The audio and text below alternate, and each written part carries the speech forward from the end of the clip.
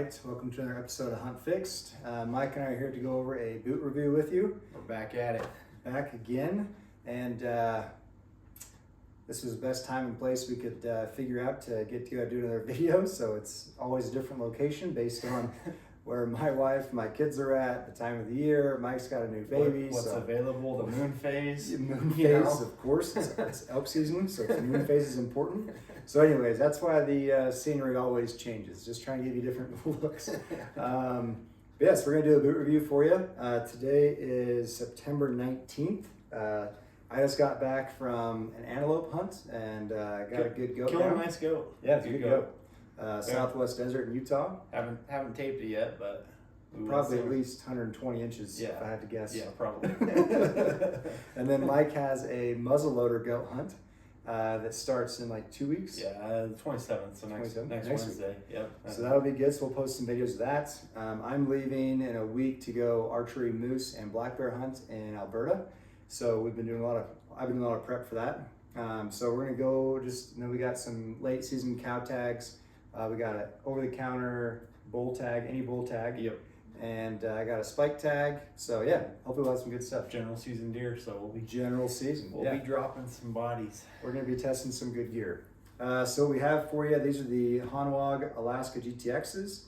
These are the Lowa Tibets. These are Crispi Nevadas, Guide GTX, Crispi as well.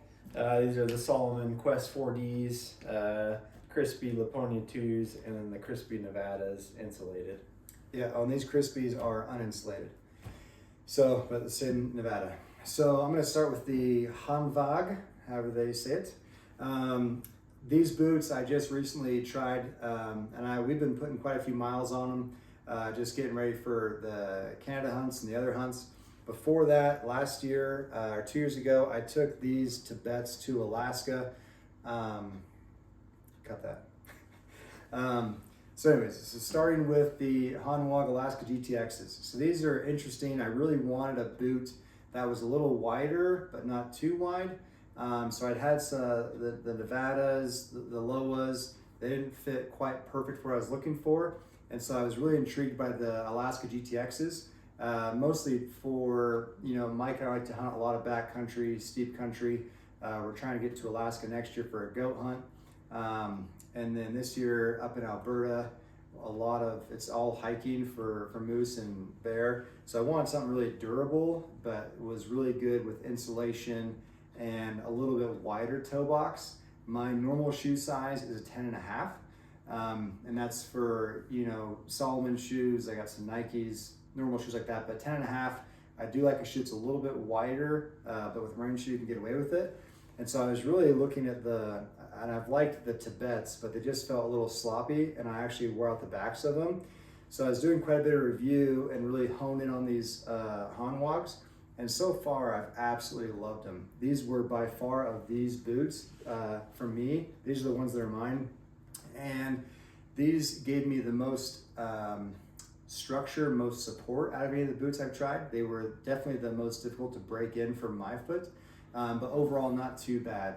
We started out doing 4 or 5 mile hikes with some packs, and definitely my feet were a little bit sore with them. But once I broke them in, they felt great. I really liked them. Do they have a stiffness rating on them? Is it? On Go Hunt, I think it's a 4. 4 out of 5, right? Yeah, 4 out of 5 on a Go Hunt. So definitely more. And on Go Hunt, the Lowa Tibets were also a 4. But before that, these are both 3s. That's what. Mine are 3s, and these are like 2s. 2s, yeah. So for me, I work in an office as a chiropractor. Thanks to Grow Chiropractic for the sponsorship. Shameless plug, right? Shameless plug. And that's the Grow Chiropractic logo there, apparel. Need to get Mike some stuff. But so I'm not working like Mike is with boots all day. So my foot, I'm not used to a firm boot. And so that's why I've always kind of hovered in that 3 kind of arena. But where we're going up steeper and steeper terrain, I wanted a little more stability in the boot. That's why I was trying to venture in this arena the last couple of years. Mike is always wearing boots all day, every day. Yep. So a little different with the footwear. But for me, for a guy, I think that if you're usually wearing like Nikes or athletic shoes, you really want to start in that 3 or 2 arena. Just it's more forgiving and it's not going to be so harsh on your foot. Yeah. I went down the rabbit hole. The first pair of boots I got were the Crispi Thors. That's a 5 flex. Yeah, that's like a ski boot. That is a ski boot. And I didn't know what the difference was with those flex ratings. So definitely look at the flex ratings and know what's normal for what you're used to. Obviously, if you're getting in, sheep country, that stuff, you want a pretty rigid boot to do some of the work for you. But if you're not used to wearing boots, you want something that has some give in it. Yeah. But those Thors killed me, absolutely killed me. And that's a story for a different day. But I learned the hard way and put about 50 miles on them, and just my knees were killing me. And I gave them to a buddy because I just couldn't do anymore. It was a 5, right? That's a 5 flex. The Thors are 5. More number means more better, right? No. More number means less forgiveness. Longer break-in. So with these Hanwags, one thing I'll say, this is not their wide, this is their normal boot. And what is interesting is I measured my foot, I was on Go Hunt, and I did a lot of research on them, and everyone that goes to Alaska, does this kind of things, loves them. A lot of elk hunters love them. And so I took their word for it, but I went on Go Hunt and measured, because I got them from Go Hunt. But I went and did my foot measurements, which is tedious, but I was glad I did, because according to their chart with these boots, I was actually a size 10. And so I thought, I'll buy them according to a size 10, and worst case scenario, I'll just send it back to a 10.5. But I just wanted to try true to fit, and these things have been phenomenal for me. I've really liked them. I have no reservations going to Canada. We're looking at temperatures in the high 20s to high 40s, low 50s. But they definitely are not the lightest boot. They definitely have some girth to them. They're well insulated, so I didn't take them on my goat hunt because that was like mid 90s. These are 200 gram insulation, right? Yes. I believe. Yes. So they're definitely a beefier boot. So if you're gonna be doing archery hunts and you're in lower country, I probably wouldn't go with these because they're super heavy. Your feet will sweat like crazy, and that causes a myriad of issues. But I do like the rigidity, durability. The rubber rand is definitely more solid versus my Tibets. I did have them a little bit longer, but after about a month, I started having some rubber rand issues on the Lowas. But these are really comfortable, and the more I walk in them, the better they feel. So I've definitely been impressed with these, but I did go a half a size lower than I wear with my other boots and my other shoes. But it worked for me. Boots, just like backpacks, like we always talk about, fits everything. One size does not fit all. It's good for your foot, might not be good for the other foot, even if you're the same size, same whatevers. Just take your measurements, give them a try, true to fit. Don't take them outside, wear them inside, but walk around a little bit, go up and down some stairs, put a pack on, maybe do a quick little leg workout, and just see what happens with your foot. Yeah. But overall, I've been really happy with them. In all of my boots, I always keep a pair of orthotics. I really want arch support in my boots, especially under a heavy load, because under a heavy load, your foot will go from having an arch in it to go flat. And when your foot goes flat, your ankle rolls and then your knee will roll in with it, which will give you a knee issue or a hip issue, then do a low back issue. So whenever I'm backpacking, I always keep an orthotic. These are power step orthotics. They're just a little firmer arch than like your standard Superfeet orthotics, which I tried for a couple years. And they're also like $40. So a good friend of mine, he's an orthopedist. Another buddy of mine, he makes orthotics and prosthetics. He recommended these to me. Thank you, Ryan Dean. But yeah, power step orthotics. So no matter what I'm doing, I always have, and I'll just take these out of one boot, put them in my other boot. They'll go usually about every 4 to 5 months. I'll try to replace them just because they do wear down like anything else. So I always like to have a pair of orthotics in my boots. But if you're doing heavy loads, heavy backpacks, make sure you, just like your boots, you work through orthotics, you hike in them, you train in them, just so your foot gets used to it. You can see what's going on. Because if you need an orthotic and you don't use one, you'll have some aches and pains that go with it.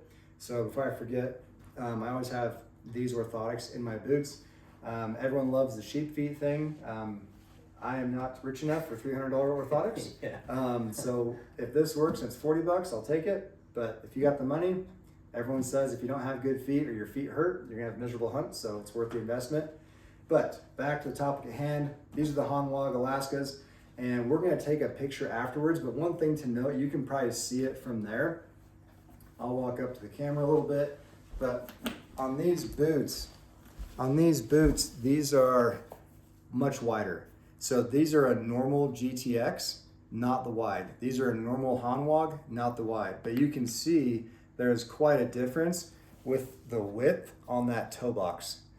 And so if you have more space in your boot, that's gonna allow more slippage, which is gonna add the hot spots and the blisters to your feet. So just know that's one thing I saw in one video where the guy just showed these. He didn't even say a word on the video. It's kind of awkward, but he said like these are both on measurements the same.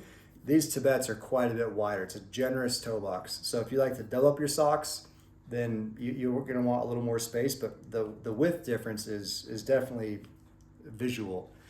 Should be really good for cold weather though, right? They're great. No, I have no complaints. Trapping extra heat in there. Yeah, no, they do great. But that, if you're on that cusp, just some of these Tibets run wider, and that's a normal size. But when I was looking for boots, I wanted a little extra room in the toe box, and the Tibets are known for that wider box. But just a little too much for me. I was getting a few hot spots, nothing too bad, but a few hot spots. But what I definitely noticed and what made me think maybe I'm in the wrong size is on the heel of these Tibets. And most of my shoes, I do start to get a little bit of separation on the back of the heel. And so just something to keep note of. We'll take a picture, a top-down view so you can see the different sizes. Because when it comes down to it, they're gonna mold and change and all those kind of things. So the Hanwag, so far I love them. After all of our hunts this year in like end of January, February, we're gonna do a full review of all of our gear, how it did, the paces we put it through. So we'll give you a better detail. But I've been doing 140-pound backpack hikes with these boots, 80-pound packs, 7-8 miles, whatever. They've held up wonderful, and they just feel better the longer I wear them. So those are your Hanwag Alaska GTXs. So for the Tibets I really liked. I don't have too many complaints. One thing I love about the Tibets is the lacing system. These bottom ones, and the Hanwags have the roller ball or bearings, I guess, in them, so that it doesn't put as much torque on the laces. I've definitely popped a few laces on the Crispis because they don't have that ball bearing, so the lace doesn't glide when you cinch them. But when you have this bearing, it glides, which is nice. But the thing I wish these GTXs had and everything else have that these Tibets have is they have a locking system right here. You transfer from the forefoot up the ankle. And so when I cinch these down, these things here will clip down. And now whatever I tightened up here doesn't loosen up. That is really nice. Which is super nice. Because nothing worse when your hands are cold and you're trying to lace them and you're losing dexterity. And then these things get a bit looser, or you miss a loop, and then everything below it gets looser. It drives me crazy. So the Tibets, that locking lace, whatever you call that, is a great feature that I really like. And I've never torn a lace on either of these two boots yet. So I do like that system that they have on it. But outside of that, they are beefy, they're heavier, they're wider, but they can take a beating, and I really like that. Again, these probably breathe about on pace with these Hanwags, so they're a beefier mid-late season boot, or if your feet just run cold, you can wear them in archery. But I like how beefy they are. I haven't had any issues with any of the soles of any of these shoes. They wear pretty well, these two especially. But overall, these are, for reference, these are a 9-inch boot. An 8-inch boot, like the Crispi Nevadas, for me, I got bad ankles. I'm always trying to work on them. On an 8-inch boot, after a few miles, my ankles start to have a little too much play in them, so my ankles flare up. So for me, a 9-inch boot is great. The 10-inch boot, we'll get into in a minute, but for me, 9's a happy medium, not too high, not too low. So with these Tibets, really the biggest difference with these two, in my opinion, is just the wider toe box. But they're both built to last, both great companies, phenomenal reputations. When I was doing a lot of boot research, these two were always in videos along with the guides for like that late season hunt, steeper terrain, that kind of stuff. But the 4Flex for me, I've got my training down enough to where I really like that, especially over long hikes, steep terrain, side hilling. With the lift, the stability of it, I've really been happy with these and haven't had any issues, except for just that extra space. I think just took a toll on my feet and just want something a little more durable and a little less heavy. But these boots, we took these down into some snowy conditions, really wet conditions. I've never had leaks in them. So they've been great boots. But if you really want to get down to it, width of the toe box, and then the lacing system would be the big difference with these two. For me, the lacing system is great, but if I could buy them over again, so far I'm sticking with these Hanwags. So the Nevadas, these are your 8-inch uninsulated Nevadas. I really like these boots for archery season. They're comfortable, and that's what everyone says with the Nevadas. They're just comfortable. You take them out of the box, put them on, you're good to go. And you know, I really can't say enough good things about them. They're a good boot, good brand. They've held up well. I've had these boots for about 3 years. The tread's still relatively well. Obviously, we're not guides. We're not putting thousands of miles on them, but we do put them through the paces. I haven't had any leaks in them, and they're just a good boot, and they're just comfortable. Again, the lacing system, they don't have the ball bearings, so your laces will, I think, wear out faster than these other two. But overall, good boot. Nothing really stands out to me with them. I think they fit true to size. These are a 10.5. They fit me just fine. Haven't had issues with them, but very comfortable. I mean, we don't need to beat a dead horse here. There's thousands of reviews, and people just really tend to love them. Yep. And from what the guy says on Crispi, this is like the bigger brother to the Nevadas. This is the guide. So it's the same arch, same sole, same everything, just a 10-inch boot over an 8-inch boot. It's got a 2-inch lift, right? 2-inch lift. I took these to Alaska a couple years ago. I've had these for about 3 years. I really liked them. One thing that I would say with a taller boot is you really kind of got to be cognizant of lacing these. Because when you put your foot in there and you lace them up, you're going tight through here, which is great. But then as you cinch up here, these can get really compressed together. And when you lock down the top of the boot, it's gonna change the pressure down here in the bottom of the boot. And so you can get a little more heel slip. So I stopped lacing that top lace, and I would just stop them down here, essentially like an 8-inch boot. And I really thought they were really comfortable after that. I just had to get used to lacing them because I noticed that I'd lace them up, they felt great, snug. I go to walk and I just have some extra foot movement down here in the heel. And I think it's because I was just lacing them too tight at the top. Yeah. And so that was something I just wasn't prepared for. So I didn't really love the fit on them. But for Alaska, they were great. They're flexible, they're comfortable out of the box. They move really well. I just reconditioned these not too long ago. I wore these when Mike and I took a bull on the same tag we have this year, just an over-the-counter general bull tag. We had a bunch of snow, and they did really well. They're not, they are insulated. It's 200 grams insulation. Mm-hmm. And so my foot was pretty warm. Because you can lace it higher, you're gonna keep some of that heat in there. So overall, great boot, just a taller version of this. But definitely something to keep in mind if you have a taller boot. Just be mindful of how that lacing goes and just pay attention to it.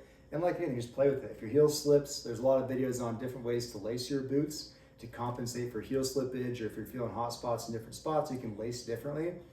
But that is one thing I found out, that I don't like having that top lace done. And if I do, I'm just gonna leave it really loose and put most of my tension just a little bit lower.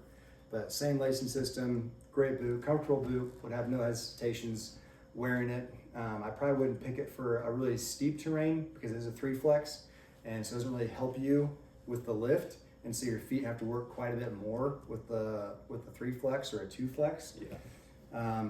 But great boot. That's your guide, GTX, 200 grains of insulation. And I'm gonna let Mike finally do some talking so you guys can get some education. But before I forget, I use the Kentrek boot wax, and Mike does too. Yep. We use these for all of our boots. I think it's just a leather conditioner. I don't think you have to have the Crispi stuff for the Crispies or the whatever. This Kentrek stuff's a way better bargain. Yeah. It's way cheaper, and it does awesome. I have never owned a pair of Kentrek boots, for the record. Yeah, me either. But their boot wax, it works great. I've been using it for years. It's inexpensive. It works. Lasts forever. Yeah. So that's what we use. And for my socks, I love Darn Tough socks. Classic. Yep. Full cushion's great, especially for colder hunts. Yep. The whole sock is just warmer. But lifetime warranty. You rip it, you tear it, you send it back. They give you a new pair. So I'm a big fan. It's $20, $24 for a pair of socks, which is pricey. But if I can send them back, and get a new pair, then we're okay. Yep. Right? So I like Darn Tough socks quite a bit. Get 3 pairs and you're good for life. Yeah. So yes. Based on the hunt, I'll either get a half calf. What do they call it? Mid calf? Yeah. Mid calf I like because my feet do get sweaty, so I usually get a mid calf for most of my socks. Because a full calf sock, those get really hot. Yep. And if I need a full calf sock, I'm probably gonna have gaiters on, and the gaiters also are gonna insulate my calves. So for the most part, unless I'm really worried about it, I'm gonna go with a mid calf, full cushion sock. I'll say I bought the full calves for our hunt in November last year, and I felt like there was too much compression on my calf. Yeah. Like I didn't like it, and then it got itchy and uncomfortable and sweaty. So yeah, Claustrophobic. Yep, half calf for sure, no doubt. It was warm, but it was uncomfortable. Yeah. So. All right. Yeah, so going into these Solomons, before I talk about them too much, I'll kind of do a backstory on like the evolution of boots and buying gear. So like growing up, I always had just Walmart boots, so your feet were always wet. They always sucked. They were always always uncomfortable, just terrible. So my first set of like nicer boots, when I could afford them, was just like your basic Merrells, like your $90 pair, and they were awesome. Compared to the cheap stuff, they were comfortable. You would still get water in them if you hiked in snow or wet grass enough, but overall they did the job. But you'd burn a pair out in a year basically.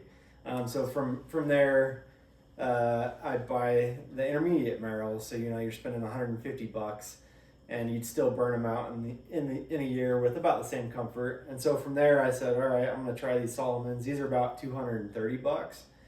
And I do really like them. I would say they are a step up from Merrell.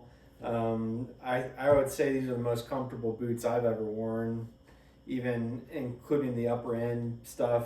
There's way more cushion in them, and they really do feel about like a tennis shoe. Obviously, I haven't taken them in like goat hunting terrain, so I couldn't speak to that because these are just super, super flexible. But I think having all the extra padding in there kind of makes up for that and foot fatigue and whatnot. But being a synthetic boot, they just don't handle water well. They'll wet out, after a day or two. If you're in constant wet conditions, they take a long time to dry out, and then they will crack out and tear. So this is 1 year of use on these Solomons, and they're completely destroyed. So super comfortable, but just know you're buying a pair a year if you're going to rock these. So in my opinion, if you were going to go this route without going into the higher end stuff, I'd probably just get your $100 Merrell and rock those and just plan on a new pair every year. But these are nice. They do have a couple features that are a little bit better than your basic ones. They do have the lace lock, similar to what Mark was talking about. On the Lowas, right? Yeah, the Lowas have that. Yeah, so they do have the lace lock. They do have a couple other things. It actually comes with a pretty comfortable insole from the factory, which is good. But yeah, that's that. Pretty basic. It's a good boot, but you're gonna wear it out and avoid wet climates. I bought these exact same shoes probably 5 years ago, and for me they were just too narrow for my foot, and so my pinky toe was always feeling compressed. I just couldn't get over it. It just drove me nuts. See, and I have narrow feet, and you... Oh, perfect. Yeah, you have wider feet. Yeah. So... Just a hair wider, but... So for me, these were a little too narrow. I think it's a good topic, though, the synthetic versus leather. So I had a pair of Solomon's synthetics, and it's, I think, like...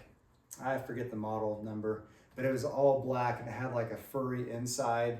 My buddy took him to Alaska the first time I went 6 years ago. And I was wearing them, just breaking them in, and I got them over Christmas. I took them ice fishing, and on those synthetics, right here on the lateral side of the foot, or the outside of the foot, they have some seams, and that thing just ripped open on me.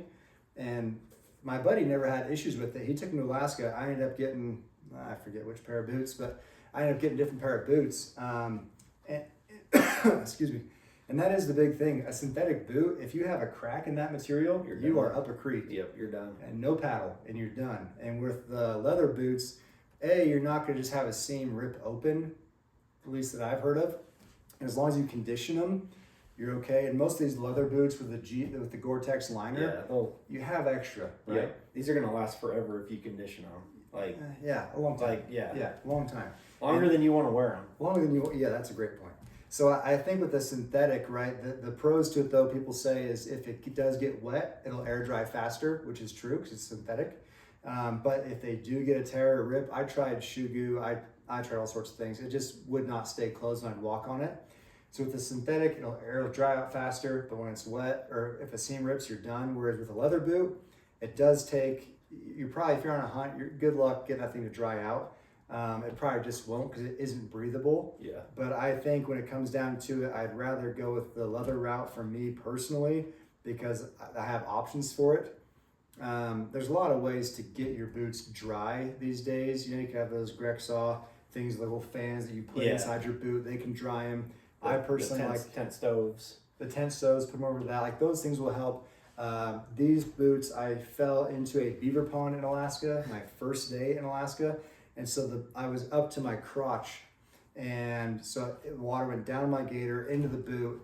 And I got some sealskin socks, which you should Google those. I always go with them if I'm in wet country. But I was able to walk these boots dry with those socks. So you do have other options. But if you have a synthetic and that thing rips, you're just toast. Yep.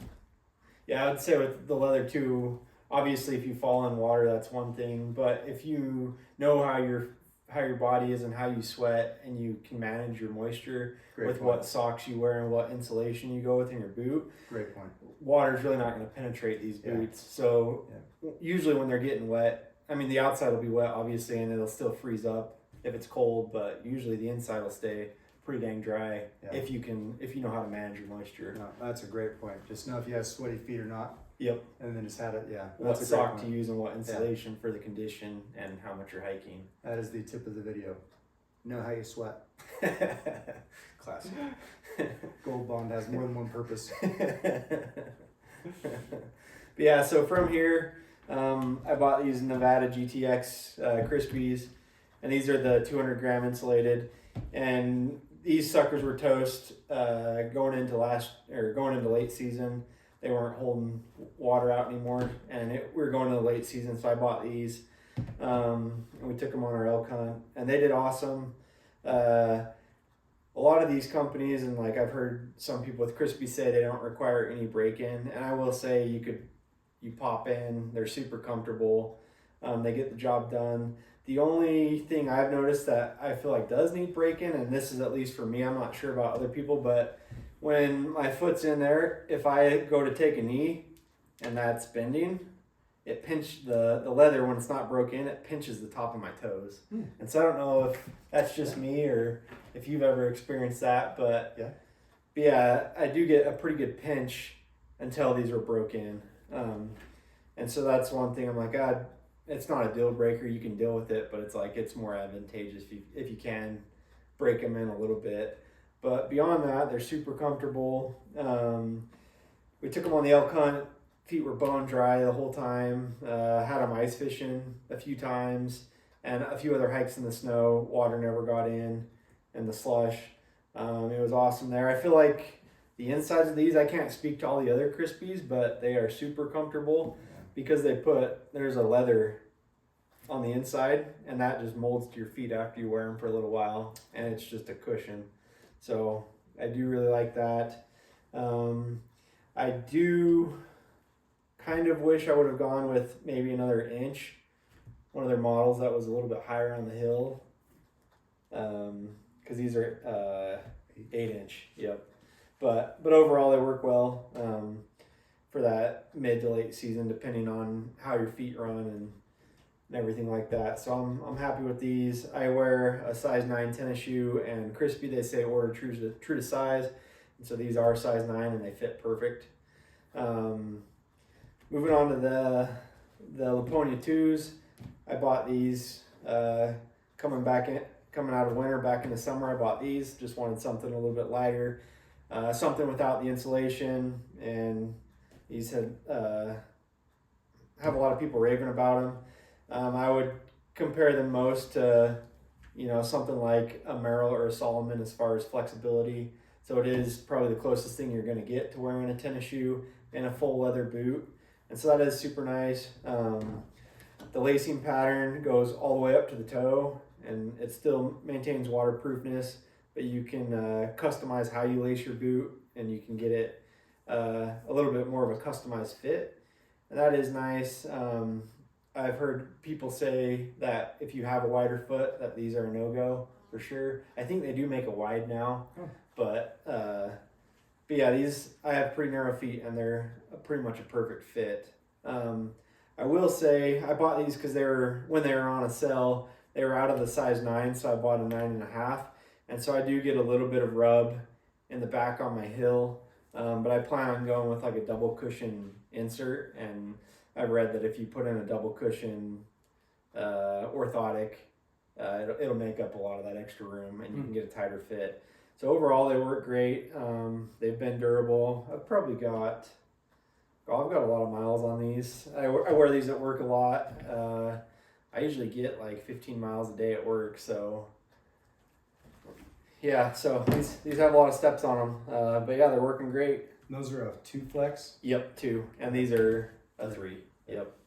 So yeah, I don't know. Some people say they can take them in some serious terrain and they're fine. I haven't experienced that yet, so I can't speak to it, but I would feel confident in your average elk hunting situation. I'd feel comfortable hiking with them. You take them up on the mountain? Yeah.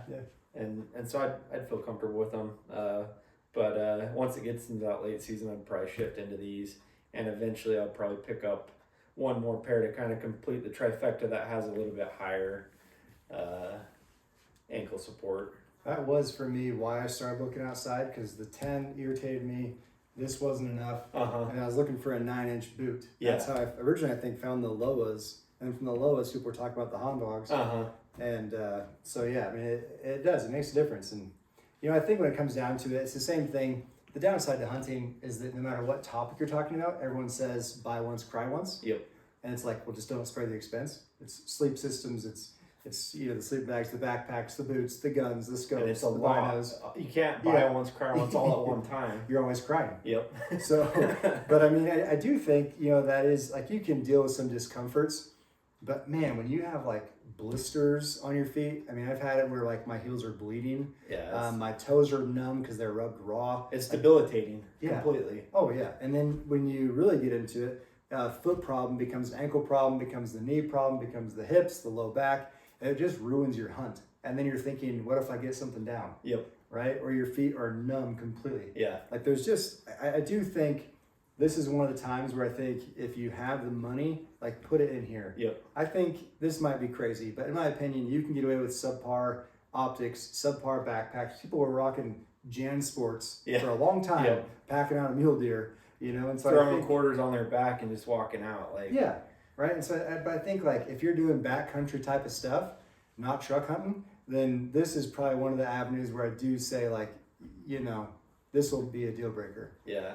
I would say going to that point, last year was when I got kind of jumped into the higher end boot, and going from these to these, it's like not even the same. Like obviously this has that tennis shoe feel, which is great. It's nice, but the quality, it's not even the same. These upper end boots blow them out of the water. It's not even the same. Yeah. It's worth it. I do think it's worth it. Sell some stuff. Yeah. Make it happen. But that's whatever. Just my 2 cents on it. Yeah. But yeah, so hopefully, you got anything else? Just a couple other observations. I was just looking at like the Crispis compared to the Lowas and the Hanwags, and it does look like the Hanwags and the Lowas have more padding. They're beefy. Yeah. They're beefy. Yeah, so it does look like they are a more padded boot, and the Hanwags, I really like the leather that they put on the inside as well. That looks pretty sweet. And then I will touch on, I don't know how the factory insoles are on yours, but yeah, they're junk on the Crispis. Your factory insoles from the Solomons are 3 times better than what the Crispis are. So I mean, obviously a lot of guys do replace your insoles anyways, but for the money, it would be nice if they threw in like a decent insole that you could rock. You're not wrong. That was at least comfortable. You're not just like paper thin. Yeah, you're not wrong. I mean, if you got good feet, more power to you. But yeah, when you're on your feet the whole time, that's nice. When he killed his bull last November, I wore I had these and they were new, pretty much right out of the box with the factory insoles. And yeah, after packing that bowl out, my big toes were numb for like 3 weeks afterwards. Yeah, just completely numb, just from no padding. And so getting the aftermarket insoles, problem alleviated. But I would say on the insoles, Superfeet makes a good one. Power Step makes a good one. It's affordable. I mean, Dr. Scholl's, I don't know if those are really great for much, but definitely just like anything else, like try what you're gonna hunt with. Yep. Wear the socks, wear the insoles, wear the boots. You know, if you have muddy conditions, take them out. You got cold conditions, take them out. Try and find those barriers. Yeah. But you got to kind of be willing to step outside your comfort zone and just try them so that when you are back there, you'll know, is this too much water for my boot? If it's this temperature, are my feet sweating too much? Should I go to a thinner sock? You know, should I not wear the gaiters because then I'm just getting drenched in wet and sweat? Yeah. You know, those things make a difference. So definitely put the paces on them. Get out in the off season. It makes the off season a lot more excited if you're testing gear for the hunts. Yeah. No, it makes your training hikes a lot more. Yeah. So yeah, hopefully you liked the video. Please let us know what other kind of stuff you would like us to review. But we're trying to spend the money so you don't have to. And we spend it, that's for sure. And we spend it. So maybe we should put our tags out there for where we're always selling our gear and buying our stuff. But yeah, thanks. Let us leave us some comments. Let us know what you think and what else you want us to do a review on. But good luck on the hunts. Stay safe. Hopefully you get something on the ground and let us know what kind of gear you like. And we'll hopefully put another video out next week. And like and subscribe. I always forget to say it. Like it's Come on, man. Thanks, Girl Cow.